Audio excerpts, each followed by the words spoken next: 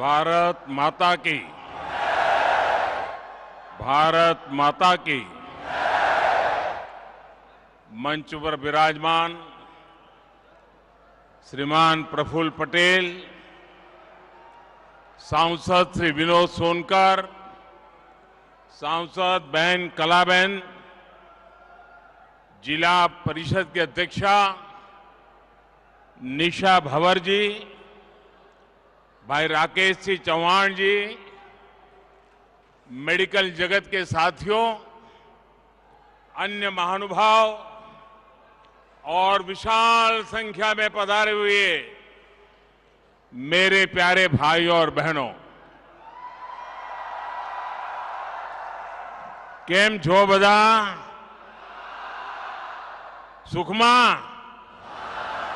संतोषमा, आनंदमा, प्रगतिमा, विकासमा। वाह! मैं जब भी यहां आता हूं, मन आनंद से भर जाता है। दमन, दीव, दादरा और नगर हवेली की विकास यात्रा को देखना भी मेरे लिए बहुत ही सुखद होता है। और अभी जो वीडियो देखी, कोई कल्पना नहीं कर सकता है कि इतने से छोटे क्षेत्र में चहुं दिशा में आधुनिक और तेज गति से विकास कैसा होता है, वो वीडियो में हमने बुरी भांति देखा है। साथियों, इस क्षेत्र की एक बड़ी विशेषता, अब हमारा सिलवासा पहले वाला नहीं है। ये हमारा सिलवासा अब कॉस्मोपॉलिटन हो गया है। हिंदुस्तान का कोई कोना ऐसा नहीं होगा जिसके लोग सिलवासा में न रहते हो। आपको अपनी जड़ों से प्यार है, लेकिन आधुनिकता को भी उतना ही अपनत्व देते हैं।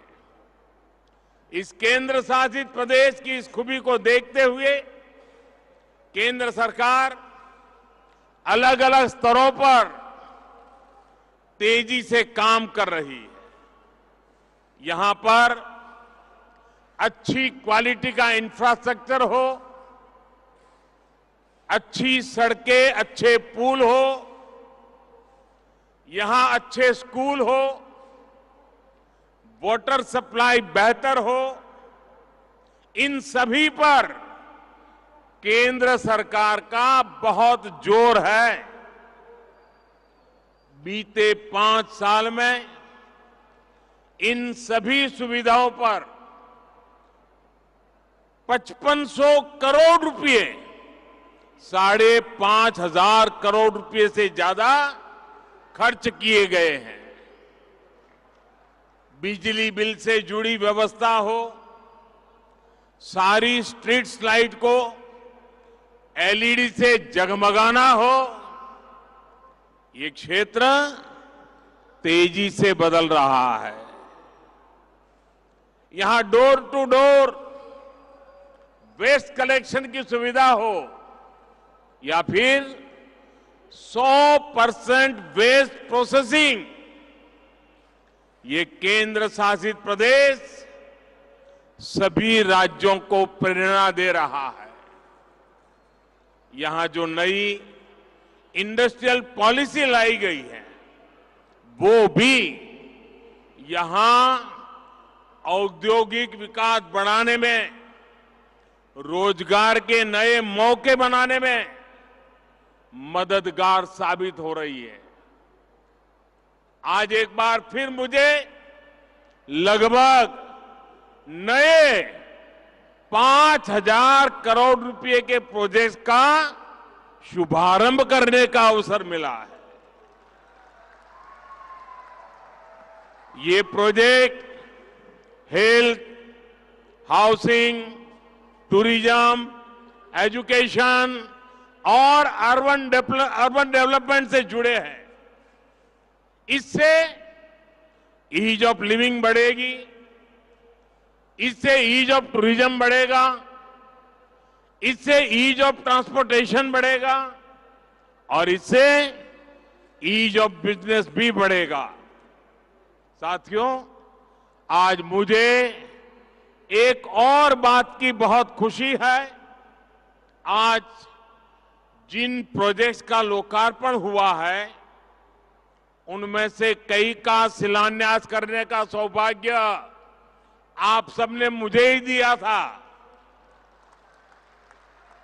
लंबे समय तक हमारे देश में सरकारी प्रोजेक्ट्स सालों साल तक लटकते थे, अटकते थे, भटकते थे। कई बार तो शिलान्यास के पत्थर भी पुराने होकर के गिर जाते थे, लेकिन प्रोजेक्ट पूरे नहीं होते थे। लेकिन पिछले 9 वर्षों में हमने देश में एक नई कार्यशैली विकसित की है, नया वर्क कल्चर लाए हैं। अब जिस कार्य की नींव रखी जाती है, उसे तेजी से पूरा करने का भी भरसक प्रयास किया जाता है। एक काम पूरा करते ही हम दूसरा काम शुरू कर देते हैं। सिलवासा का एक कार्यक्रम इसका प्रत्यक्ष प्रमाण है। इसके लिए मैं आप सभी को बहुत बहुत बधाई देता हूं। साथियों, केंद्र की भाजपा सरकार सबका साथ, सबका विकास, सबका विश्वास और सबका प्रयास के मंत्र पर चल रही है। देश के हर क्षेत्र का विकास हो, देश के हर क्षेत्र का संतुलित विकास हो, इस पर हमारा बहुत जोर है। लेकिन देश का ये भी दुर्भाग्य रहा है कि अनेक दशकों तक विकास को राजनीति के वोट बैंक के तराजू पर ही तोला गया। योजनाओं की, प्रोजेक्ट्स की घोषणाएं देखकर तो बहुत कुछ होती थी, लेकिन कैसे होती थी, कहां से कितना वोट मिलेगा, किस वर्ग को खुश करने से वोट मिलेगा, जिनकी पहुंच नहीं थी, जिनकी आवाज कमजोर थी, वो अभाव में रहे, विकास यात्रा में पीछे छूटते गए।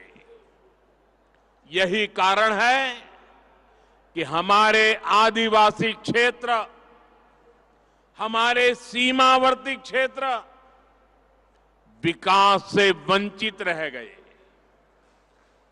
हमारे मछुआरों को उनके हाल पर छोड़ दिया गया।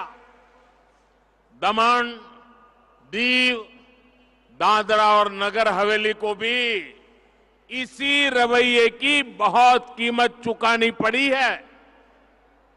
मैं तो गुजरात में था, मैं लगातार देखता रहता था कि क्या करके रखा है इन लोगों ने। आज जिस मेडिकल कॉलेज को अपना कैंपस मिला है, वो इस अन्याय का बहुत बड़ा साक्षी रहा है। आप सोचिए साथियों, आजादी के दशक बीत गए, लेकिन दमन, दीव, दादरा और नगर हवेली में एक मेडिकल कॉलेज नहीं बना था। यहां के इने गिने कुछ युवाओं को किसी तरह डॉक्टर की पढ़ाई का अवसर मिल पाता था, वो भी दूसरी जगह पे। इसमें भी आदिवासी परिवारों के बेटे बेटियों की भागीदारी तो बिल्कुल ना के बराबर थी। जिन्होंने दशकों दशक तक देश पर शासन किया, उनको यहां के युवाओं के साथ हो रहे इस भयंकर अन्याय की चिंता कभी भी नहीं हुई। वो समझते थे इस छोटे से केंद्र शासित प्रदेश का विकास करके उन्हें कुछ हासिल नहीं होगा। वो आपके इस आशीर्वाद का मूल्य कभी समझ ही नहीं पाए। 2014 में जब आपने हमें सेवा का अवसर दिया तो हमने आपकी सेवा की भावना से काम करना शुरू किया, समर्पण भाव से काम करना शुरू किया। इसी का परिणाम है कि दमन, दीव, दादरा और नगर हवेली को अपना पहला नेशनल एकेडमिक मेडिकल ऑर्गेनाइजेशन नमो मेडिकल कॉलेज मिला। अब यहां से हर वर्ष करीब करीब 150 स्थानीय युवाओं को डॉक्टरी की पढ़ाई करने का अवसर मिल रहा है। कुछ ही वर्षों में, बहुत निकट भविष्य में 1000 जितने डॉक्टर यहीं से तैयार हो जाएंगे। आप कल्पना कीजिए, इतने छोटे से इलाके से 1000 डॉक्टर। इनमें भी हमारे आदिवासी परिवार के युवाओं की संख्या निरंतर बढ़ रही है। मैं यहां आने से पहले एक समाचार रिपोर्ट में एक बिटिया की बात भी पढ़ रहा था। आदिवासी परिवार से ही आने वाली ये बिटिया अभी यहां मेडिकल में पहले साल की पढ़ाई कर रही है। उस बिटिया ने अखबार वालों से को कहा कि मेरे परिवार को तो छोड़िए, मेरे पूरे गांव में कभी कोई डॉक्टर नहीं बन सका था। अब वो बिटिया इसे अपना सौभाग्य मानती है कि दादरा और नगर हवेली में ये मेडिकल कॉलेज बना है और वो उसकी छात्रा है। साथियों, सेवा भावना ये यहां के लोगों की पहचान है। मुझे याद है, कोरोना के समय मैं यहां के मेडिकल स्टूडेंट्स ने आगे बढ़कर लोगों की मदद की थी। और कोरोना के समय तो परिवार में भी कोई एक दूसरे की मदद नहीं कर पाता था। तब यहां के स्टूडेंट्स गांवों में मदद करने पहुंचे थे। और मैं उन विद्यार्थी मित्रों से कहना चाहूंगा, आप लोगों ने जो विलेज एडॉप्शन प्रोग्राम चलाया था, उसका जिक्र मैंने मन की बात में भी किया था। यहां के डॉक्टरों ने, मेडिकल स्टूडेंट्स ने जिस तरह अपने कर्तव्यों का पालन किया है, वह सभी के लिए बड़ी प्रेरणा है। मैं आज इस कार्य के लिए यहां चिकित्सा सुविधा से जुड़े हर व्यक्ति की सराहना करूंगा। भाई और बहनों, सिलवासा का ये नया मेडिकल कॉलेज यहां पर स्वास्थ्य सुविधाओं पर दबाव भी कम करेगा। आप भी जानते हैं कि यहां पास में जो सिविल अस्पताल है, उस पर कितना प्रेशर था। अब तो यहां दमन में एक और 300 बेड का नया अस्पताल बन रहा है। सरकार ने आयुर्वेदिक अस्पताल के निर्माण के लिए भी अपनी मंजूरी दे दी है।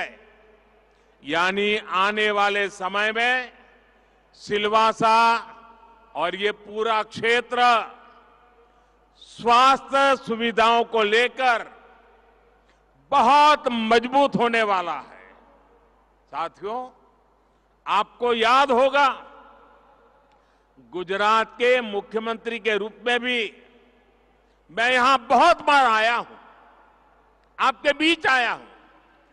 जब मैं वहां सरकार में आया था तो देखा था कि अंबाजी से लेकर के उमरगांव तक के आदिवासी पट्टे में किसी स्कूल में साइंस की पढ़ाई नहीं होती थी। जब साइंस की पढ़ाई नहीं होगी तो फिर बच्चे डॉक्टर और इंजीनियर कैसे बनेंगे? इसलिए मैंने वहां स्कूल कॉलेजों में साइंस की पढ़ाई शुरू करवाई। हमारे आदिवासी बच्चों को एक बड़ी दिक्कत दूसरी भाषाओं में पढ़ाई से भी होती है, किसी भी बच्चे को होती है। अंग्रेजी में पढ़ाई होने के कारण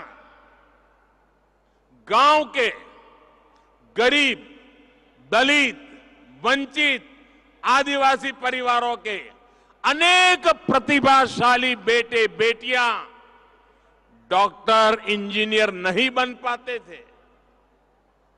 हमारी सरकार ने अब इस समस्या का समाधान भी कर दिया है। अब भारतीय भाषाओं में, आपकी अपनी भाषा में मेडिकल इंजीनियरिंग की पढ़ाई का भी विकल्प दे दिया जा रहा है। इससे भी इस क्षेत्र के बच्चों को बहुत बड़ी मदद मिलने वाली है। अब गरीब मां का बच्चा भी डॉक्टर बनने का सपना संजो सकता है। साथियों, आज मेडिकल कॉलेज के साथ साथ यहां इंजीनियरिंग कॉलेज का भी लोकार्पण हुआ है। इससे यहां के करीब 300 युवाओं को हर वर्ष इंजीनियरिंग की पढ़ाई का अवसर मिलेगा। मुझे इस बात की भी खुशी है कि देश के बड़े शिक्षा संस्थान भी दमन, दीव, दादरा और नगर हवेली में अपने कैंपस खोल रहे हैं। दमन में निप का सैटेलाइट कैंपस बना है। सिलवासा में गुजरात नेशनल लॉ यूनिवर्सिटी का कैंपस बना है।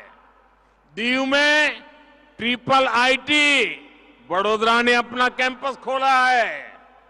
ये नया मेडिकल कॉलेज तो सिलवासा की सुविधाओं को नए स्तर पर लेकर जाएगा। मैं इस क्षेत्र के हर विद्यार्थी को ये भरोसा देता हूं कि उनके उज्जवल भविष्य के लिए हमारी सरकार कोई कोर कसर बाकी नहीं छोड़ेगी। भाइयों और बहनों, मैं जब पिछली बार सिलवासा आया था तो मैंने विकास की पंचधारा की बात कही थी। विकास की पंचधारा यानी बच्चों की पढ़ाई, युवाओं को कमाई, बुजुर्गों को दवाई, किसानों को सिंचाई और जन जन की सुनवाई। आज मैं इसमें एक और धारा जोड़ूंगा और ये है महिलाओं को खुद के घर की ढेर सारी बधाई। हमारी सरकार ने बीते वर्षों में देश के 3 करोड़ से अधिक गरीब परिवारों को पक्का घर बनाकर दिया है। यहां भी हमारी सरकार ने 15,000 से ज्यादा घर बनाकर गरीबों को देना तय किया है। इनमें से ज्यादातर घर बनकर तैयार हो चुके हैं। आज भी यहां 1200 से ज्यादा परिवारों को उनके अपने मालिकाना हक वाले घर मिले हैं। और आप ये जानते हैं कि पीएम आवास योजना के जो घर दिए जा रहे हैं उनमें महिलाओं को भी बराबर की हिस्सेदारी दी जा रही है। यानी हमारी सरकार ने यहां दमन, दीव, दादरा और नगर हवेली की हजारों महिलाओं को भी अपने घर की मालकिन बनाने का काम किया है। वरना हम जानते हैं हमारे यहां कैसा होता है, घर का मालिक पुरुष, खेत का मालिक पुरुष, दुकान का मालिक पुरुष, गाड़ी का मालिक पुरुष, स्कूटर है तो भी मालिक पुरुष, महिला के नाम कोई होता ही नहीं है। हमने इन घरों के मालिकाना हक महिलाओं को दिए हैं। और आप ये भी जानते हैं कि पीएम आवास योजना के तहत बना एक एक घर की कीमत कई लाख रुपए होती है। इसलिए ये महिलाएं जिनको ये जो घर मिला है ना, लाखों रुपए की कीमत का घर मिला है, और इसलिए ये हमारे गरीब परिवार की माताएं बहनें, ये हमारी महिलाएं लखपति दीदी बन गई है। अब वो लखपति दीदी के नाम से जानी जाएगी, क्योंकि लाख रुपए से भी ऊपर की कीमत के घर की वो मालकिन बनी है। मैं इन सभी लखपति दीदियों को जितनी बधाई दूं उतनी कम है। उनको मैं विशेष तौर पर बधाई दे रहा हूं। साथियों, भारत की कोशिशों की वजह से आज पूरा विश्व इस वर्ष को इंटरनेशनल ईयर ऑफ मिलेट्स के तौर पर मना रहा है।